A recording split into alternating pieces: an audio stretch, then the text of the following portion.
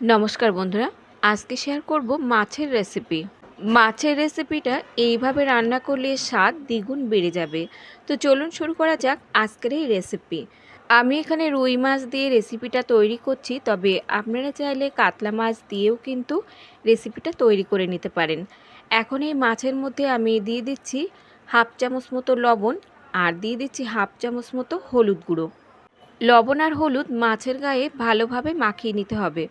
বন্ধুরা, রুই মাছ অনেকভাবেই রান্না করা যায়, তবে এই পদ্ধতিতে একবার রান্না করে দেখুন। গরম ভাতে এই মাছের ঝোল থাকলে আর কিন্তু অন্য কিছুরই দরকার পড়বে না। খেতে এতটাই দুর্দান্ত হবে, একবার বানালে কিন্তু আপনারা রোজ বানাবেন। এখন মাছের গায়ে লবণ হলুদ মাখিয়ে নেবার পর এটাকে সাইডে রেখে দিচ্ছি। আর এর সঙ্গে লাগবে আলু। আলুগুলোকে ঠিক এরকম একটু বড় টুকরো রেখে কেটে নিতে হবে।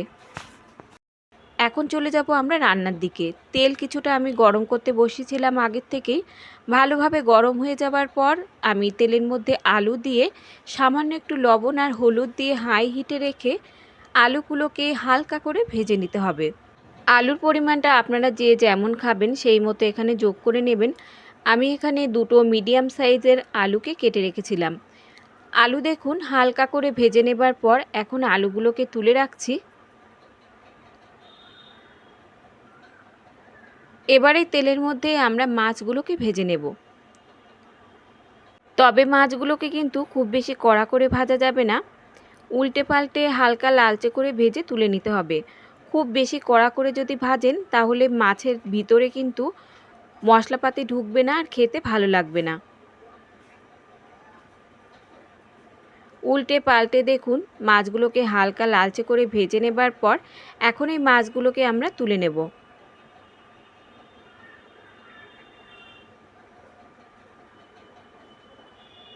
মাছ তুলে নেবার পর এই তেলের মধ্যেই আমি দিয়ে দিচ্ছি হাফ চামচ মতো ফোড়নে গোটা জিরে।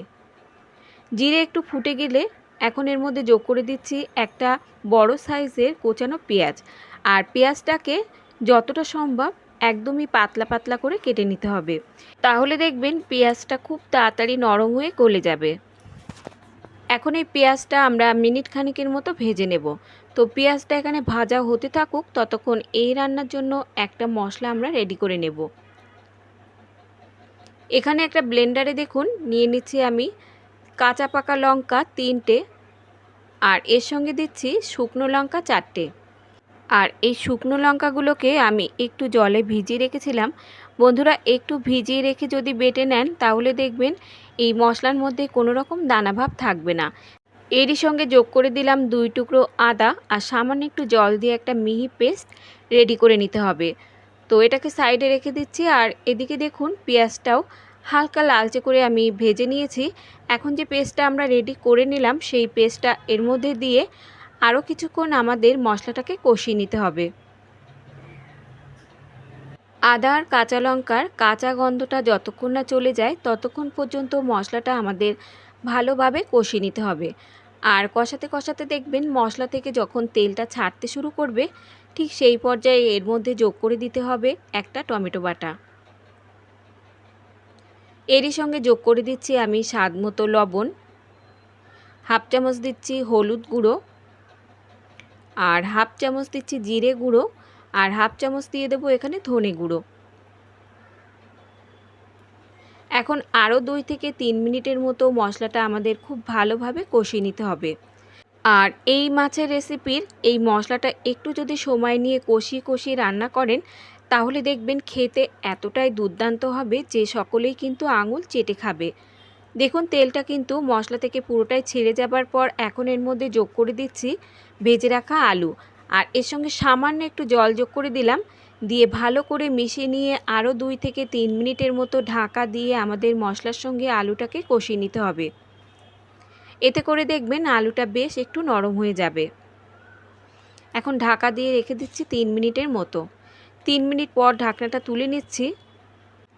আরও 1 থেকে 2 মিনিটের মতো মশলাটা আমরা ভালোভাবে কষিয়ে নেব। এতে করে দেখবেন পেঁয়াজটা একদমই নরম হয়ে গলে যাবে আর রেসিপিটা খেতেও ভালো লাগবে। তো আরও মিনিট 2 মতো খুব ভালোভাবে কষিয়ে নেবার পর এখন এর মধ্যে যোগ করে দিচ্ছি 1 মুঠো কুচানো ধনেপাতা। ধনেপাতাটা দিয়েও আরও 1 মিনিটের মতো কষিয়ে নিতে হবে।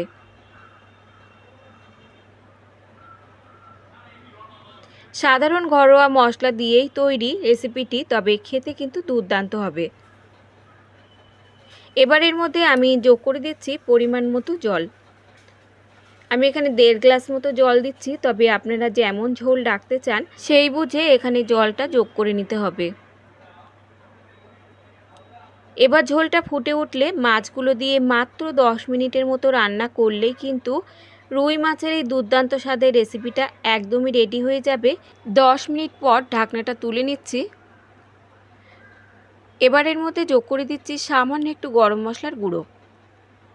গরম মশলার গুঁড়ো দিয়ে হালকা করে নাড়াচাড়া করে মিশিয়ে নিয়ে কিছুক্ষণ স্ট্যান্ডিং টাইমে রেখে দেব, তারপর সার্ভ করে নেব। আর একটা আলু আমি আপনাদের একটু ভেঙে দেখিয়ে দিচ্ছি। দেখুন, আলু কিন্তু খুব ভালোভাবে এখানে সেদ্ধ হয়ে গেছে।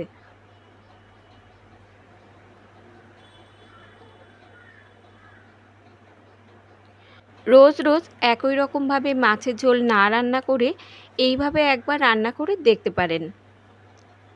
তো বন্ধুরা, আজকের এই রেসিপি যদি আপনাদের ভালো লাগে, একটা লাইক আর সাবস্ক্রাইব করে আমার পাশে থাকার অনুরোধ রইল। আজ তাহলে এই পর্যন্ত বন্ধুরা, দেখা হবে অন্য কোনো রেসিপির সঙ্গে। ততক্ষণ সুস্থ থাকবেন, ভালো থাকবেন, আর সম্পূর্ণ রেসিপিটি দেখার জন্য সকলকে ধন্যবাদ।